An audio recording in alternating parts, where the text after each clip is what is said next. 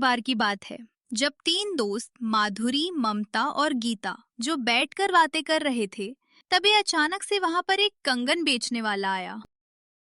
कंगन, रंग बिरंगे कंगन ले लो। सब खुश हो गई और कंगन वाले के पास चल पड़ी। पर माधुरी उदास थी क्योंकि उसके पास कंगन खरीदने के पैसे नहीं थे। ममता और गीता ने देखा कि माधुरी निराश थी, तो उसके पास मुड़कर वापस गए और पूछा, क्या हुआ माधुरी, तुम उदास क्यों हो गई? ममता, मेरे पास कंगन के लिए पैसे नहीं हैं। कोई नई बात है क्या? तुम तो हमेशा यही कहती हो। अरे माधुरी, बुरा मत मानो। धीरे धीरे पैसा जमा करके तुम बाद में भी खरीद सकती हो। मैं भी उसी समय खरीदूंगी। चलो, जब तक तुम्हारे पैसे जमा नहीं हो जाते तब तक हम इंतजार करेंगे।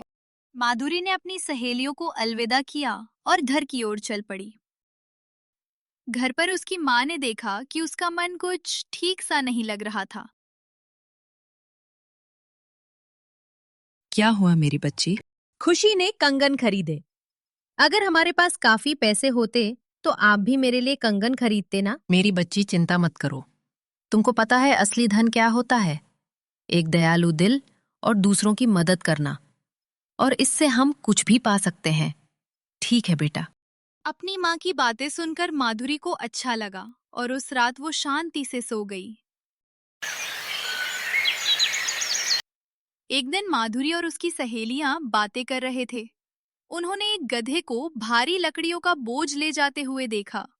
माधुरी ने गधे की ओर देखा और अपनी माँ की बातों को याद किया। माधुरी गधे का बोझ हल्का करना चाहती थी। अपनी सहेलियों से भी मदद मांगा।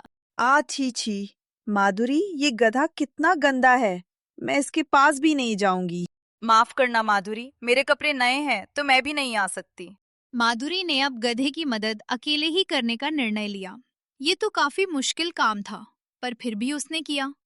इसी दौरान एक बूढ़ी महिला वहां पर अपने गधे को ढूंढते हुए आई। ओ बल्लू, रुक।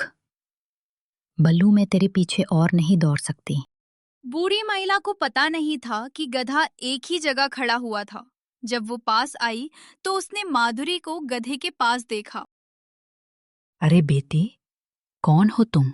अम्मा जी, मैंने आपके गधे को अकेले इतना भार लेकर चलते हुए देखा, तो बस मैंने थोड़ा सा बोझ हल्का कर दिया, गधे की मदद करने के लिए। क्या तुमने अकेले इतना भार उठा लिया? वाह, तुम तो काफी बलवान बच्ची हो। क्या तुम मेरे घर आकर मेरी मदद करोगी? चलो, इस लकड़ी को साथ उठा ले चलते हैं। जरूर अम्मा जी। माधुरी बूढ़ी महिला के घर गई और उसकी मदद की। ठीक है अम्मा जी, अब मैं घर चलती हूँ।